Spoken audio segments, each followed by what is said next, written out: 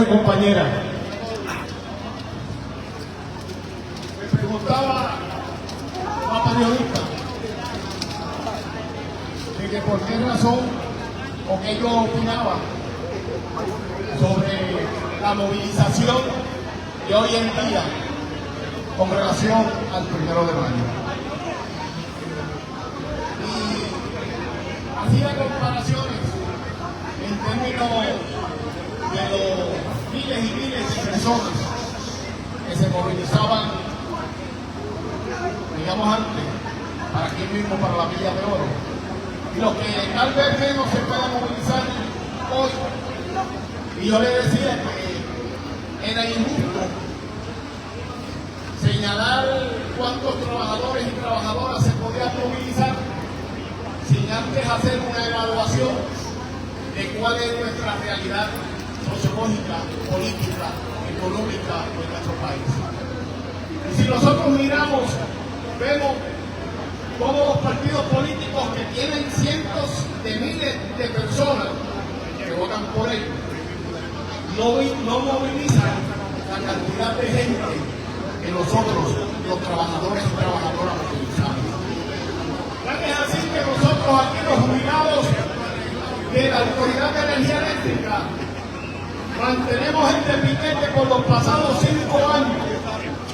en forma consecutiva. Pero para analizar y conocer, y conocer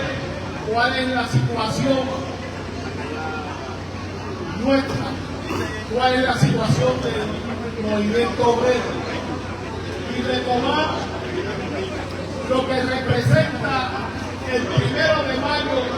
Día Internacional de los Trabajadores. Tenemos que hacer una reflexión profunda. Tenemos que recordar que los trabajadores conmemoramos el 1 de mayo en recordación a esa gesta gloriosa de los obreros norteamericanos, donde luego y durante el transcurso de una huelga general, el gobierno de Estados Unidos entrampó al liderato, pusieron bombas, acusaron y finalmente mataron en la horca a los dirigentes que posteriormente reconocemos como los mártires de Chicago. Y cuando miramos a ver cuál era la lucha que se estaba desarrollando en ese tiempo, pues era la lucha por alcanzar una jornada de 8 horas de trabajo. Y se había planteado dividir las 24 horas en 8 para que fueran 8 horas de trabajo, 8 horas de recreación, de ocio, y 8 horas para dormir de descanso. Y ese logro que finalmente se alcanzó rompiendo con aquella clase de esclavitud donde se trabajaba de sol a sol. Ustedes tal vez pudieron haber escuchado a sus padres decir: aquí trabajábamos de sol a sol, de 6 de la mañana a 6 de la tarde. Y esa explotación es la lucha, que es una lucha de salud y seguridad que libran los trabajadores del mundo. Y eso es lo que conmemoramos este próximo viernes 1 de mayo. Pero gente, yo siempre he dicho que las relaciones obrero-patronal y la lucha de los trabajadores y trabajadoras es una lucha de clase. Es una lucha donde el patrono siempre va a hacer el mayor de sus esfuerzos por quitarnos nuestros derechos,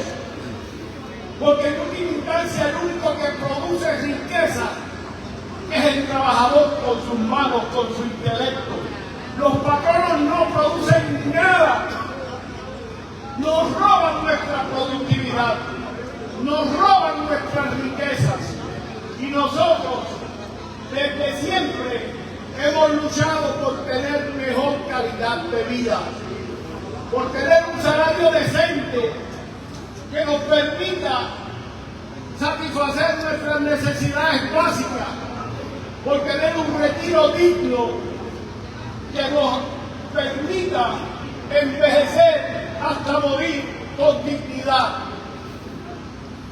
Pero el patrono capitalista, llamándolo por su nombre y apellido, no le importa un carajo cuáles sean nuestras necesidades, lo único que le importa es maximizar sus ganancias. Y no tiene amigos, es falso. El capital lo único que le interesa es maximizar sus ganancias. Y los trabajadores que luchamos para vivir, no podemos cesar nuestra lucha nunca, porque tenemos un enemigo ahí al acecho que a la menor debilidad hacen el mayor esfuerzo para robarnos nuestros derechos. Es como si estuviésemos jugando el juego de la soga, donde en este lado está el patrono y en este lado están los trabajadores, y a simple vista podemos decir que ganan los trabajadores porque somos más, pero la realidad es que el patrono no anda solo. El patrono tiene la policía, tiene el ejército, tiene los medios de comunicación, utiliza el soborno, el chantaje y el crimen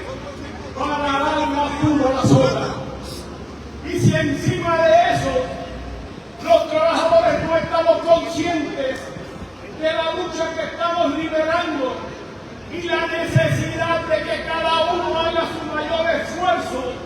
dentro de sus posibilidades, nos arrebatan los derechos. Por eso,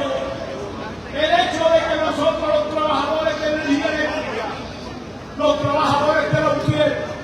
hayamos alcanzado un retiro digno, hayamos establecido en el convenio colectivo derechos importantes y fundamentales que sirvieron de ejemplo para toda la clase obrera puertorriqueña e internacional, no quiere decir que son derechos que se quedan por la eternidad. El patrono siempre está al acecho, y dentro del marco de ese acecho, con las políticas neoliberales, que no quiere decir otra cosa, que son políticas para quitarnos nuestros derechos, nosotros hemos visto cómo se han disminuido los derechos de los trabajadores. Aquella jornada de 8 horas que constituyó un triunfo de la humanidad,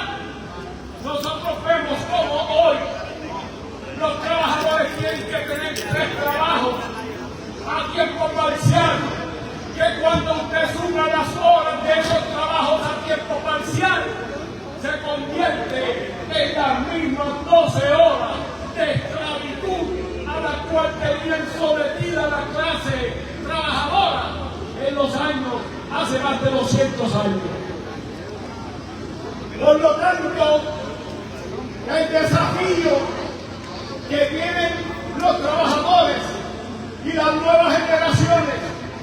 y que debemos ratificar en este 1 de mayo, es en primer lugar estar consciente de que el enemigo es fuerte, de que el enemigo no para de conspirar para robar nuestros derechos, y que nosotros como hombres y mujeres valerosos, creyentes y de buena fe, tenemos que entender el enemigo que enfrentamos, tenemos que entender por qué luchamos, para nosotros seguir en nuestra lucha, cada cual desde sus posibilidades. Pero que nadie tenga duda, nadie debe tener la más mínima duda, porque Dios no nos hizo para ser esclavos, Dios nos hizo para ser felices, y como nos hizo para ser felices, a mayor adversidad, mayor debe ser la compatibilidad de nosotros y nosotras Nadie debe perder la